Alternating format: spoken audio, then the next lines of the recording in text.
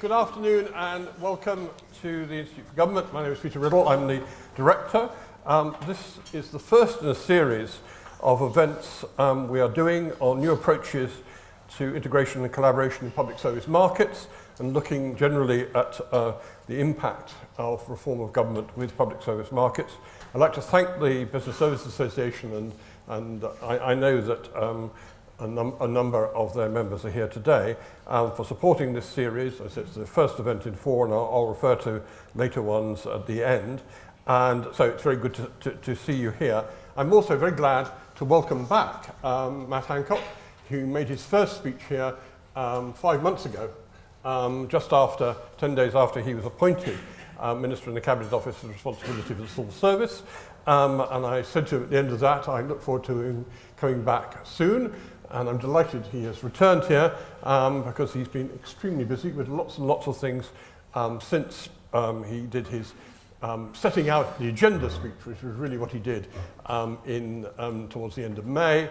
And now he's in the speech today. He's going to be setting out a lot of what is actually happening, his views on how government is developing in a number of areas. Matt will speak, I'll ask a few questions, and then we'll open it up. It's going to be a fairly brief event. We've got to end at 1:30 because he's got to dash off because there are a number of things he's going to say in the speech which will, he's got to take forward later in the afternoon. So, Matt Hancock. Thank you.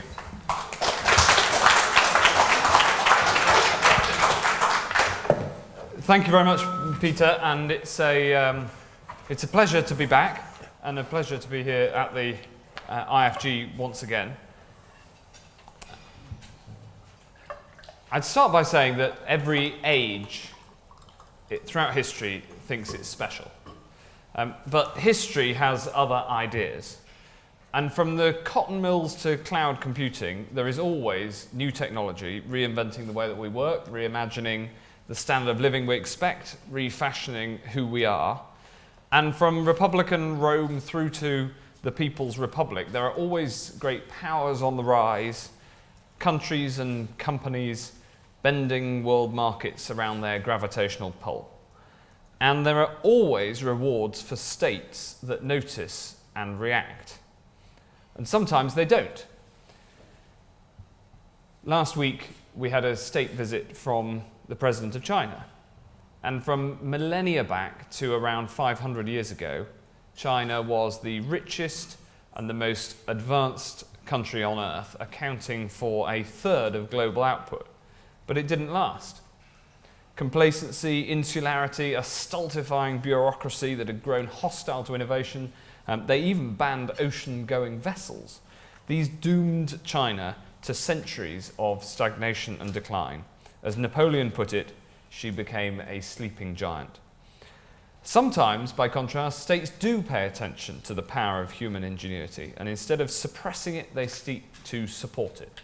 And the story of Europe, and of Britain in particular, took the opposite turn at around the same time that China turned her back on innovation, so we chose to embrace it. The Enlightenment sprang, not first here, but perhaps welcomed most warmly here. And the principles of progress built on fact, on inquiry, on openness to challenge, and on new ideas led us in turn to be the greatest nation on earth. And now China awakes. She's thrown off the shackles of socialism, she's entered once again the global economy of trade, and she is indeed moving the world. This rise has lots of lessons and consequences, and for me the central lesson is this, that it is vital that government, rather than seeking to direct and control, should see it as its goal to unleash the human ingenuity of its citizens. And this lesson has consequences for how we run the economy, that we should favour liberal markets, properly run, open and outward-looking, within a strong framework and a level playing field. It matters in our public finances, that we should live within our means and tackle unsustainable spending. But today I want to dwell on the lesson for how we run public services in the 21st century. Harnessing ingenuity, dynamic and open to constant improvement. And I want every civil servant to play their part in this, seeking and striving to serve our country better as part of a team with a common purpose. As we go into this Parliament and approach the spending review next month that underpins it, we'll need to harness creativity and ingenuity in the running of public services, harnessing the very best of modern techniques and modern technology. Over the past 5 years, we've learned some lessons. For instance, we've learned that how you spend is at least as important as how much you spend. We've learned that more autonomy for services and more accountability to citizens, these things go hand in hand. And we've learned that you can make services better, not in spite of cutting costs, but while cutting costs. Tight budgets force innovation. They force us to free up human ingenuity. And the scale of savings we need to make in this spending review is on a par with what we had to find in the last spending review 5 years ago. Back then, you might remember it, some people said that the sky would fall in and public services would collapse. But they were wrong. Crime fell, 1 million more people had the chance to learn in good or outstanding schools, and people were happier with the service that they received from the NHS. We need to learn from this. We need to be reassured that by cutting in the right way, we can combine savings with public service transformation. For instance, with some government services, the average cost of a digital transaction is almost 20 times lower than the cost of doing it on the phone. So by building brilliant digital services that are easy to use, we can minimize the calls people have to make. And a service that's easier to use is also cheaper to run, because it means less paperwork, fewer people being put on hold in a call center, fewer forms filled in, less risk of fraud. So at the core of this is the transformational potential of technology. And I make no apology for putting technology at the heart of reform. After all, the infinitely replicable nature of information is central to understanding the sheer force behind the technological revolution that we're living through. Far from living in an age of secular stagnation, as some say, the fact that humanity is better connected than ever before unleashes human creativity and ingenuity like never before. And I believe that we are only in the foothills of the impact and the consequences of this global connection. From driverless cars reshaping transport, to smart energy, to educational technology, digital is reshaping the world. And closer to home these days, public service reform is digital transformation. Now, faced with this, we can use new technology to do the old things, sure.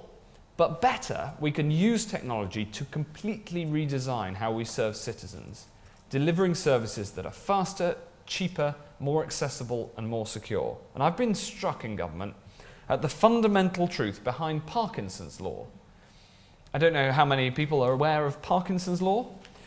It's the law that the more people there are to do the work, the more work gets created.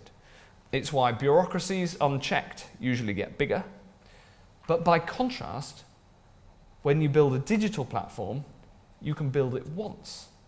And then with minor tweaks, it can be used and reused within the 17 government departments, the 494 government agencies, the 433 local councils, and even by governments around the world. Let me give you an example. Why does the New Zealand website look so similar to ours, or the new Israeli government website? The answer is because they didn't reinvent the wheel. They borrowed the code from gov.uk. Very sensible. And maximising the work that doesn't have to be done turns Parkinson's law on its head. However, on its own, technology is not enough, because new technology merely enables us to transform how the state operates, better to serve citizens. It isn't an end in itself, but it does unlock the door. After all, Google didn't invent hypertext. Apple didn't invent touchscreen. Uber didn't invent GPS. Twitter didn't even invent the hashtag. In fact, in each case, the underlying programming was funded by the US government, except of course for the hashtag. The hashtag was not invented by Twitter, but by Twitter users. So this is not an argument for state-directed investment, far from it. The state has a role, but it was the market that turned classified defence projects into consumer products enjoyed by billions. For what these modern giants did was invent radically new ways of understanding and serving their customers. And real techies know that tech is just a tool to build a service that just keeps getting better, that constantly responds to the needs of the user. So it's this mentality that we imported into the public sector when we set up the government digital service, and I want to see it spread. And I want to turn to how we do this. I want to set out, based on this worldview, 3 principles that need to underpin how we reshape the state. They are contestable. If you don't agree that technology is reshaping our world, or if you think that government by its very nature either cannot or should not embrace it, then they don't necessarily follow. But if you do, then the principles of empathy with citizens' needs, of curiosity about what works, and of openness to ideas and experimentation and data and failure, all of these things follow. So the first principle of public service reform is empathy. Understanding the citizens we serve. It is central to what we're trying to do. This is not just me being touchy-feely. This really matters. Come with me to one of my surgeries, or visit a citizens' advice bureau, and you will see the impact of public services when they're not designed with empathy for the people who use them. Intelligent people who can't make sense of the forms, patient people who've been passed from pillar to post, people who have been lost between the cracks of departmental silos. I think that the fact that ministers are also local MPs and therefore have to serve citizens in this way greatly strengthens the way our countries run. Because often you find out first, there and on the ground, when there's real problems. Too often, services are built after a long and legalistic procurement process. And by the time it's launched, the needs of the user are usually lost in a distant document which form part of the business case right at the start. And often these needs are purely theoretical, based on predictions of how people will respond to the service rather than observations of how people really behave. We are doing things differently. When we build a new digital service, the best reformers get real people to come and sit in their user lab and put the service through its paces. What a revolution. In some cases, the lab is hooked up to a mini cinema, allowing the programming team to see what the user is actually doing on the screen. If the information's unclear or they don't know where to click, the team adapt the service. It's what allowed us to cut the 170 unnecessary questions out of the online application for the carers allowance, and to radically simplify lasting power of attorney so people can fill in the forms themselves, saving on legal fees. Across the board, user research like this is yielding incredibly valuable insights, things you simply can't guess in advance. Take the work on Verify, the new sign-in platform that allows you to prove who you are so you can access safely government services online. It is a world first, and it's been offering users a level of ID security that wasn't previously possible online. It manages to give these high levels of security without the need for a national ID card or a national identity database. It serves by letting you choose from a range of certified ID assurance providers like Experian or the Post Office, which then verifies your identity online using a range of tools that meet our published government standard. And the provider can't see what service you're accessing, so your data is safe. And once the user's identity is verified, the certified company then vouches for them as they sign into government services. When GDS trialled this service, they gave people a list showing the logos of the providers that they could choose. But this made people feel uncomfortable. It looked too commercial in a space where you really want reassurance that you're dealing with the government. So when the team replaced the logos with the names, people responded differently and more positively. So of course, that's now what happens. This is the future of service design, learning from the feedback of users so services meet their needs. Earlier this year, 10,000 people used it. at the last minute to file a self-assessment tax return. I personally signed up myself on my phone in a car between meetings using just my passport and the contents of my wallet. This approach means Verify is growing organically, like the best web services. No big national launch, no minister pulling the switch, just users feeding back, service managers making incremental improvements and changes, and a service that keeps on improving. And as we've seen, online security like this has never been more important. Last week's news reiterates the need for the very best online security, and Verify has become a powerful weapon against identity theft because it means you can safely do business with government online. For if it's the first duty of government to keep the country safe, the first duty of digital government is to keep your data safe. And it's been brought in alongside strengthening Britain's cyber defences through the National Cyber Security Programme, because citizen safety is paramount, whether it's on our streets or online. Now, I know what you're thinking. In response to this case for digital government, some people say that we shouldn't use a digital service until it can be used by anyone. But I think that's a rallying cry for inertia. Trying to deliver for everyone means actually delivering for no one. Some people, some of our citizens, will never use a computer.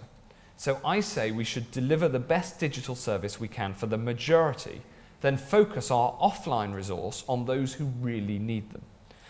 Others say it's all very well in the digital space where you can refine a service quickly and cheaply, but you can't put a hospital in a user lab. Many government services can't be digitised, at least not yet. To which my response is no, but you can put a design team in a hospital. And that brings me on to my second principle, which is curiosity. It amazes me that in the past, government has been so astonishingly incurious about what actually works. The old way of making policy seems to go like this. First, you decide what you want to do. Then, you find some evidence to back it up. Next, you write your impact assessment. After you implement it, you delay the launch a couple of times. The project manager moves on. Then you have a review into what went wrong. You hold an inquiry to find out whose fault it was. And finally, a new group of people come along and say something must be done. So first, they decide on an entirely different policy. And you can see how the cycle returns. In the past, this top-down approach may have been understandable. In a low data world, the minister making the decision may well have more information than anybody else. But we've now moved to a mega data world, and ministers cannot possibly have time to process all the information at their fingertips. There is just too much of it. So instead of telling people what to do on the basis of incomplete information, our job is to give people at all levels of government the tools and the freedom to use their ingenuity. This applies within the civil service and it applies without. 5 years ago, we set up the Behavioural Insights team, the crack squad of psychologists, wonks and behavioural economists led by the brilliant David Halpin, with a mandate to apply their research to public policy. And the BIT find out what works by looking at the data, testing variations of policy against a control, discarding the ones that don't work and iterating the rest. Let's go back to that hospital. They worked with Imperial College Healthcare, the NHS Trust, to tackle a human error in hospital prescription charts. They designed a new chart incorporating a number of nudges towards safer prescribing. These included, for instance, simply highlighting the boxes that are often incompletely filled in and replacing unclear instructions with an example of how the prescription should be written. They then trialled the new chart with junior doctors and a simulated patient case study. You don't need me to tell you which version worked better. Of course, it outperformed the standard chart. And for NHS patients, this can mean the difference between life and death. We want more of that kind of hard evidence, user feedback, iteration to be available to policymakers. That's why we back the independent What Works network, 7 independent research bodies that together cover £200 billion worth of public spending. Another example, the Education Endowment Fund looks at educational attainment. They have a fantastic web offering which clearly shows head teachers whether it is more effective to spend pupil premium money on smaller class sizes or on more teaching assistants, according to the best evidence available. And it's not just that the policymakers' roles change, so too is the nature of data. Not long ago, the main role of data in public life was to demonstrate to central government that you'd hit your centrally determined targets. Now, the best organisations are adept at turning the data they generate into real-world insights, which feed back into continuous improvement of services. Dave Brailsford, who led the Sky cycling team to victory in the Tour de France, he didn't do that through root and branch reform, but by constantly looking for marginal gains. Everything from the kind of pillow that the cyclists use to the most effective massage gel. Now, I'm not proposing that every civil servant goes out and tests massage gels, at least not in government time. But on its own, each gain may only have amounted to 1% improvement, but in aggregates, they conferred the decisive edge. An intelligent use of data allows us to find previously unfindable marginal gains. It's why HMRC, for instance, are using data analytics to home in on tax evaders. And it can often work where there's local collaboration too. Look at Cheshire, where Age UK and the Fire Service combine select NHS data with open demographic data and help to identify older people who might need extra help. And then when Cheshire firefighters visit an older resident to fit a new smoke alarm, they can also give health advice, like how to prevent falls or refer them to other services like dementia support. And at the cutting edge, data is also helping us design better policy. Last year, we changed the law to link anonymised data about the courses people took to their future earnings data from HMRC. This allows us to find out which courses lead to higher earnings and understand what is the best way to help use education to drive up living standards. And this is why we have to design our services in an agile way, because they are never finished. They'll always change as new data comes to light, so we have to build them ready to adapt. This is how to make policy for the data-driven 21st century, and it's only just begun. Because as well as improving services and sharpening accountability, we've also found government data is incredibly useful to those outside of government. For instance, look at the travel app Citymapper, which uses TfL transport data to help commuters plan the fastest route home. It's absolutely fantastic, a total transformation on the information that was available a few years ago, and it saves people time and money. Or the Spend Network, a consultancy that analyses the government spend data and contract data that we publish and helps suppliers get better at getting procurement opportunities. It's why we publish as much of our data as we can as open data, which brings me onto the third principle of successful public service reform: openness. How do you choose where to stay when you're travelling abroad?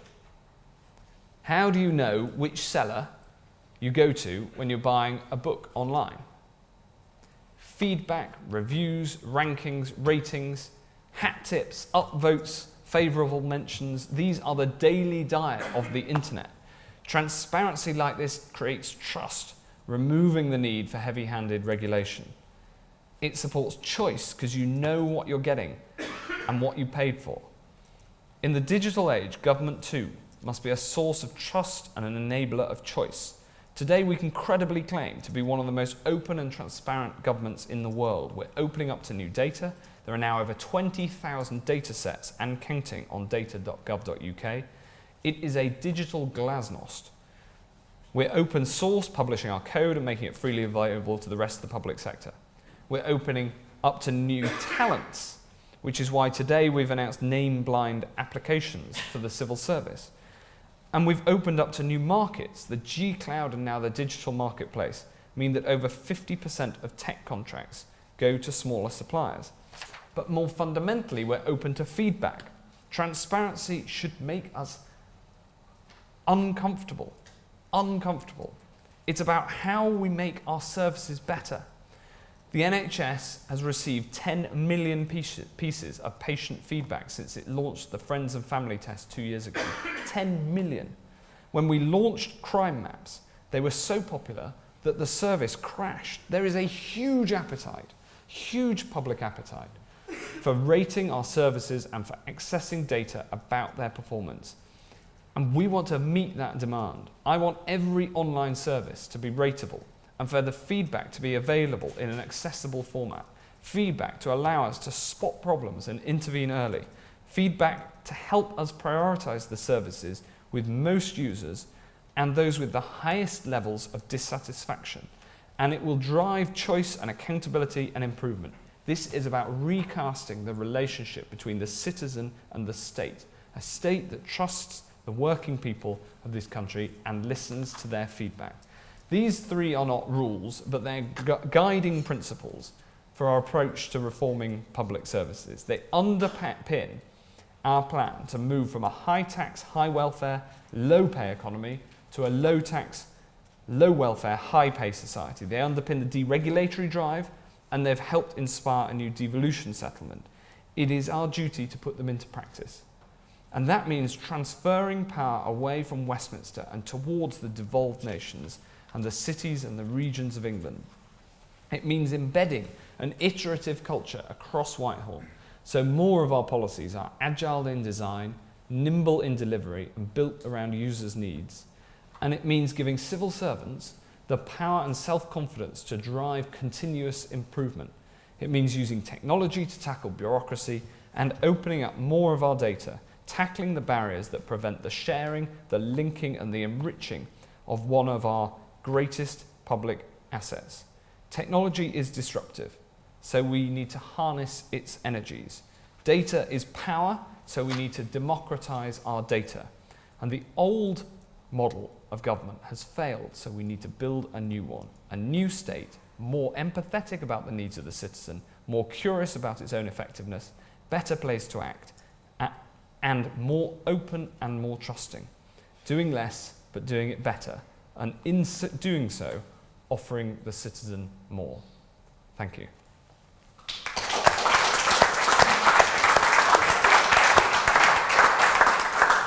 Thank you very much indeed, Matt. Absolutely fascinating. Lots and lots of areas there. If I could start out, kind of looking at how you get there. In terms of, you set out a vision in many areas, but looking at the actual practice, it's not necessarily as straightforward. For example, on capability, point your predecessor, Francis Bourne, made a number of times. In some areas, digital, commercial, finance, the civil service hasn't had the capabilities. What progress is being made there to ensure you've got the capabilities to describe particularly what you're saying in your conclusion?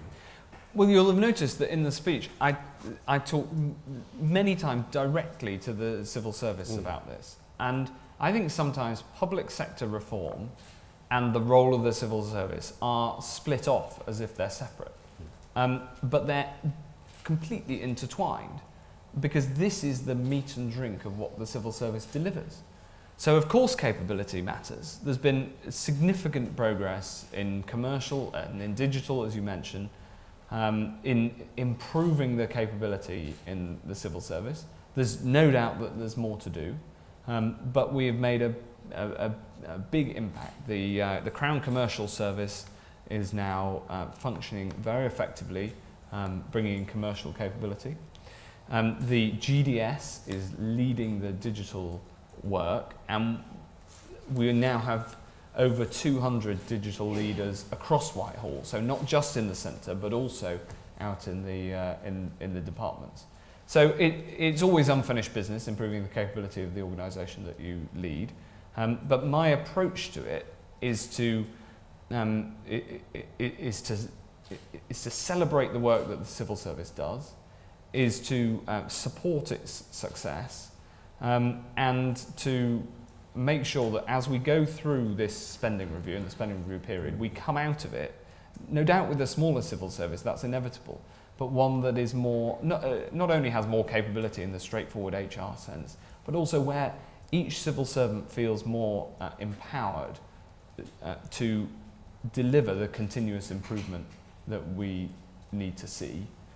I've said before that I think of and I've said, I think here, that, you know, everybody working in government is working on the task of making this country function better for its citizens. And it doesn't matter what job you're doing in the civil service, you are working to that noble goal. And I think that the question of capability is intimately tied, not only in a straightforward HR sense, but also to this feeling of a mission that the civil service has to improve the country that we love. Now, you mentioned GDS there. Now, there have been some big changes at the top of the government digital service, and it's left a kind of uncertainty about the balance between the centre and departments, about who's going to be John Mentoni's talked about this himself, and we've talked about it here, in fact. The balance between what you can do at the centre and what GDS can do at the centre, and what can be driven by departments themselves. And this has come up in things like Verify, where obviously there are different challenges in various departments to provide the assurance necessary to the citizen. Well, the GDS has lost half a dozen people, but the turnover in GDS is actually much lower than in the Cabinet Office as a whole. So I don't think it's had an impact at all on the effectiveness and capability of GDS, and there's a great team at the top. Of course, there's always a question of the balance between what is designed and delivered centrally and what's done in departments. Ultimately, we came from a world where nothing was done centrally. Everything was done in departments, and often the same things were done in several departments. The point of the approach of building platforms that can then be used right across different departments, but as I said, also then in lots of different government circumstances, in the agencies and in local councils and ultimately globally. The point is to design something once and then be able to tweak it, rather than have an expensive contracting arrangement where somebody else designs it once and then sells it on a first-time price to several different government departments to the detriment of the taxpayer value. But there is a sense in which the departments have been giving a little more freedom to develop it themselves, rather than the kind of sense of there is one approach. Well, it depends what it is. So, the digital platform, a digital platform that's going to be used by everybody should only be developed once. But then some most departments have both common technology and platforms, and they have their own mission-driven technology. Nobody does prison bookings, so booking visits to prisons, other than the MOJ. Nevertheless, lots of departments book appointments. And so the question of having one particular piece, you don't need to design the whole core of a appointment booking system to put a different front end on for booking a visit to a prison or an appointment in a GP surgery, or one of the many other types of appointments that are booked. Now, you mentioned the spending review, which is obviously crucial. You're very closely involved with the Treasury in that. It's one of the clear things which have happened since you moved in, working extremely closely with the Treasury on that, working closely with the Chief Secretary and the Chancellor. One of the, we're told we're going to see some stage after November the 25th and the announcement by the Chancellor, single departmental plans, setting out priorities clearly. How does your vision fit into that? Because there's a sense of which the government's got an awful lot of priorities, and if you've got too many priorities, they aren't actually real priorities. Well, this is part of the goal of single departmental plans, is to set that out very clearly. The government is a big thing, and so inevitably it will have a lot of priorities. What you've got to do is make sure that that individual departments know what their priorities are, and they have an appropriate number, not too many. But also that within that, then, those priorities are cascaded down so that individuals feel accountability for delivering individual commitments. As the chair of the cross-government Earn or Learn task force, for instance, it is on my head to deliver the end of long-term youth unemployment. I feel that accountability pretty keenly, and I try to pass that feeling, a sense of accountability, down through the officials who work on it. So for each manifesto commitment, we'll have clarity over who's accountable for its delivery, including where it's cross-government. And then the same on the efficiency agenda and the functional agenda. So the single departmental plans are a way to write down the path to these sorts of changes, and have clear plans for how we execute both the manifesto commitments and the efficiency side within the spending review cash limits that it's very important to hit. Because one thing, when outsiders come, particularly from people from business, they say, well, actually, government's trying to do too much. And that's not about the size of the state. It's about the number of projects it's being done. I mean, if you look at the Major Projects Authority, its reports, and the general view is it's just trying to do too much. And that will lead to a kind of excessive reporting, and indeed increases the risk of failure in some respects by just spreading the resources too thinly.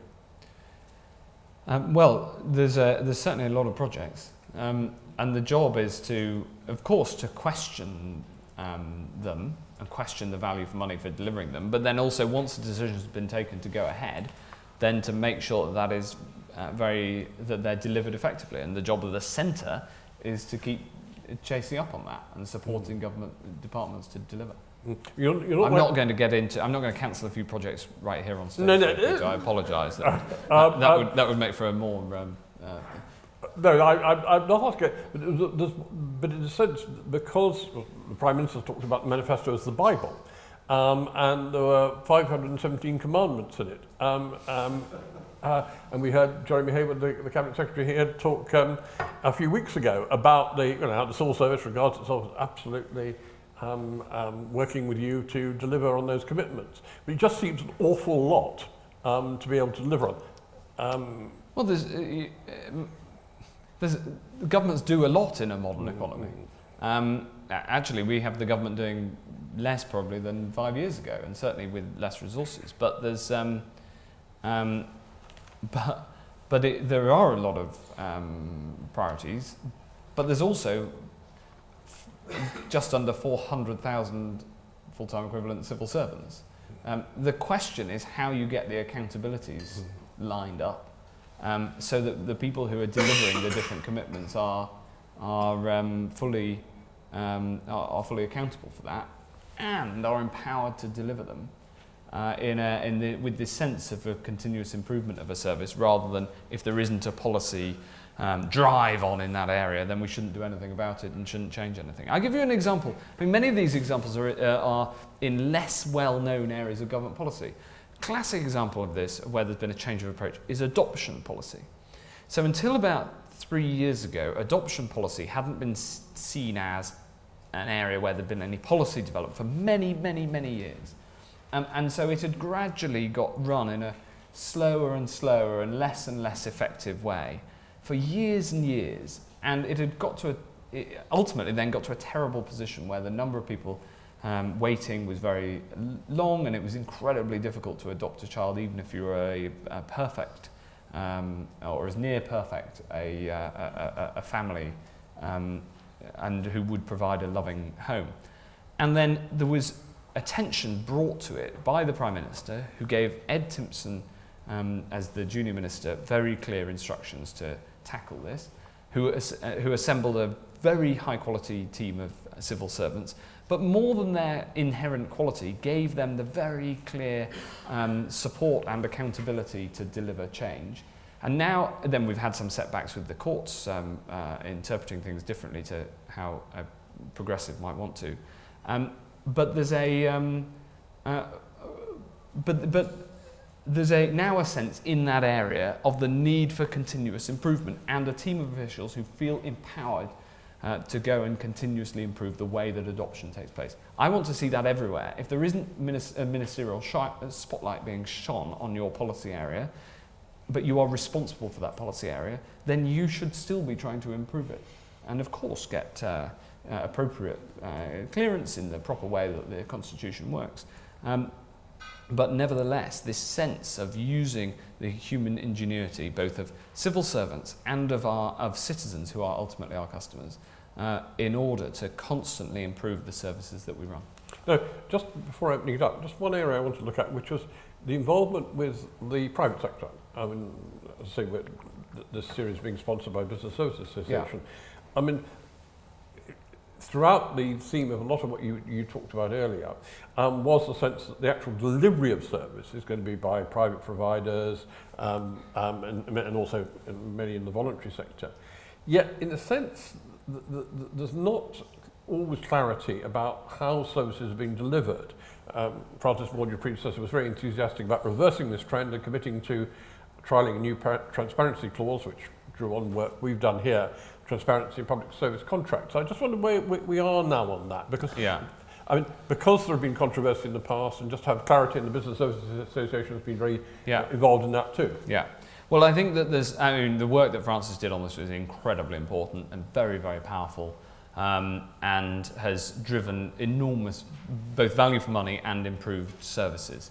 I think the single best example of this is the digital marketplace, which I mentioned, because it took an area where there were often bilateral contracts, often with producer capture, often with not enough capability on the government side to manage the contract properly, and instead created a framework within which there was a more competitive market, to have a simpler procurement process, but also with more capability on the government side to be able to manage more smaller contracts and manage them actively.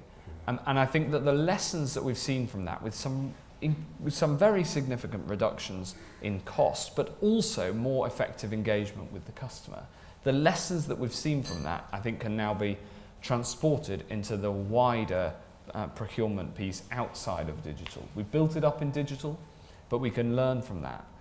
And fewer areas where there are very large bilaterally negotiated contracts, more areas where there are effective marketplaces built for smaller, dynamically managed and better value for money contracts. That's my goal. Because some of the problems of the past has been that there's been outsourcing where there aren't proper markets. Well, yeah, absolutely, and there's been outsourcing where there hasn't been the capability on the government side to manage a contract, and it's a contract. It seems, it feels, has been thrown over the wall and then managed by lawyers on the government side, and then both sides get incredibly frustrated because it's very difficult to vary and very expensive, especially with a long contract when the world changes quickly. And there's this is, it was most exaggerated in digital because digital moves so fast. So, I went into biz when my first ministerial post was in biz, and I found that the tech was terribly, terribly slow. And that's because the contract had been signed 9.5 years ago, a 10-year contract in technology, desktops. And and neither side found this a satisfactory position to be in. And now, thankfully, that, like many others, have been resolved. But we need to take the lessons that we've learnt with the digital marketplace and apply it to contracting more broadly. It's about creating marketplaces and having the capability on the government side to manage them properly. Right, let me open it up to questions. I'll take them in groups. I see a hand from a lady there next to one of my colleagues. And could you say who you are as well? Yes, of course, yes. I'm Charlotte Jim, a journalist, a tech journalist. As you know, GDS has been admired around the world, and sometimes you need to invest to save money when it comes to technology, as you also recognised. So is GDS's budget going to be maintained? Okay. Good. For a start, we increased GDS's budget in the budget. So the only fiscal event in which I've been in this hot seat, we saw a significant multi-million pound increase in the GDS budget. So I think you can see that as my vote of support for it. We're going through the spending review. I'll leave it to the Chancellor to announce the results of that in just under now a month's time. But you can see from what I was saying in the speech very deliberately how central I see digital transformation, and digital transformation where it's done once across government and then replicated, how is to the effective delivery of and transformation of public services over the next 5 years. Right. A couple here. Yeah. Greg Rosen, Bellenden and Consultant Director at Reform. Quick question. You alluded to the Mandarinate of China and their insularity. And you also talked about the incredible breadth of digital expertise that we have in this country, tech startups and others. Yeah. There are, as you say, many people working in Apple or Google and many tech startups with incredible digital expertise to offer government. But often they aren't allowed to apply for many of the government digital jobs because they aren't serving civil servants, and many of the jobs are only open to serving civil servants to apply to. Is that something you plan to address? Could we take the question alongside as well? We'll take both questions. Great. Yeah, and then lady that. Yeah. Thank you. I'm Beck Wallace from CAFOD. I had a question around the open data, which I think is really exciting, especially in fueling innovation. Yeah. And I'm just wondering if you could explain a little bit how that meshes with what you're doing with the Freedom of Information Act. Yeah.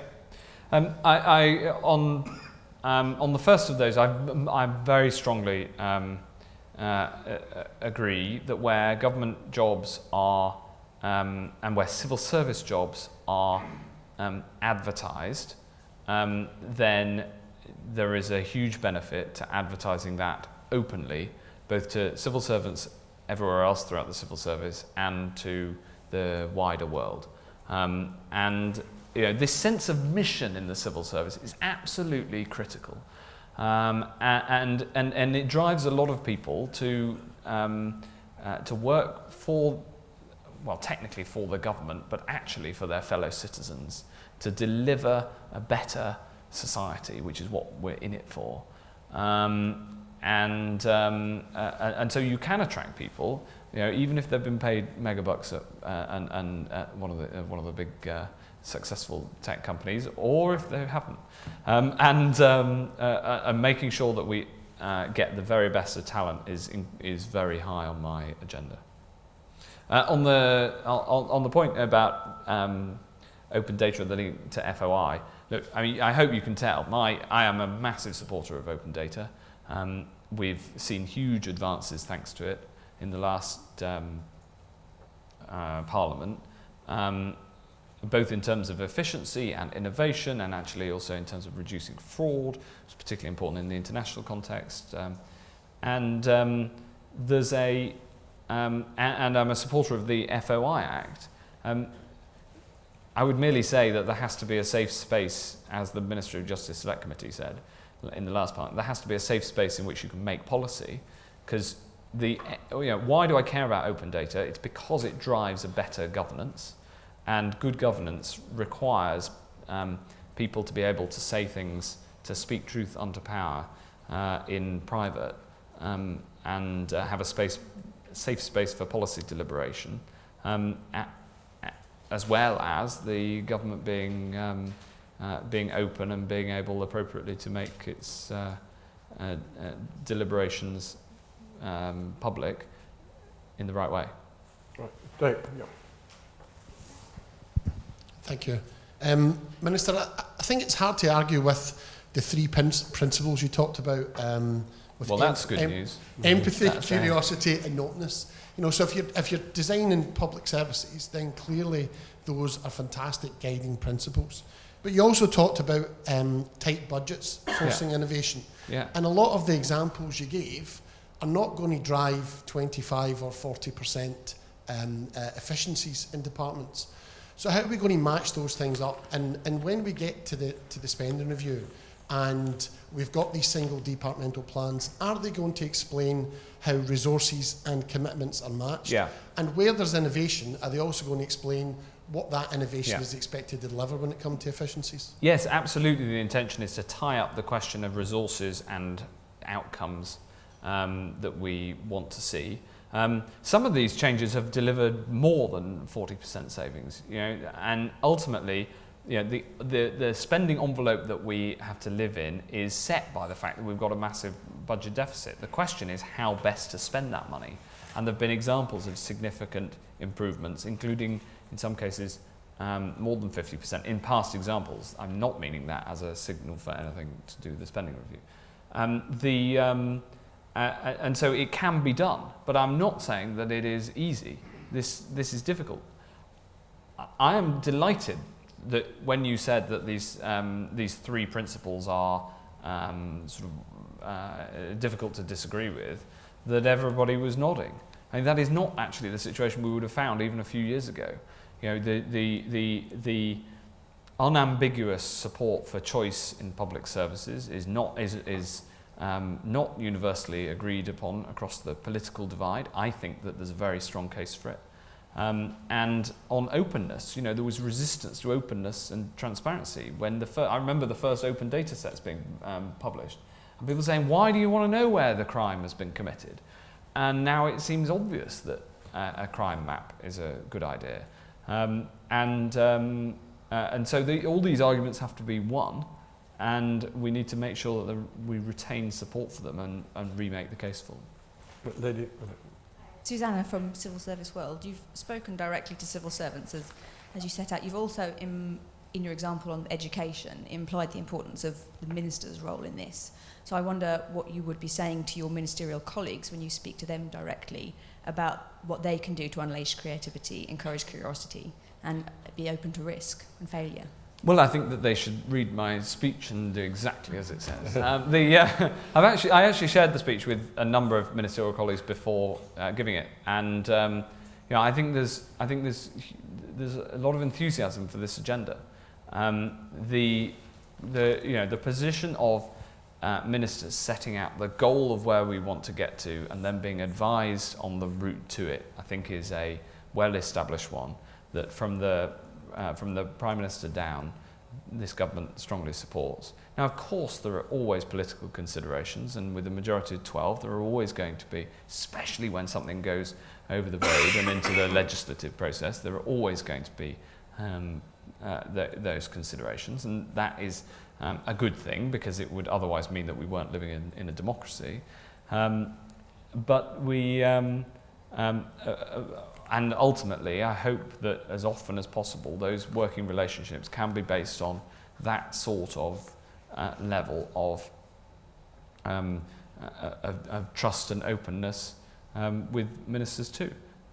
That's my experience from both the vast majority of ministers that I've worked with, both in this government and the coalition government.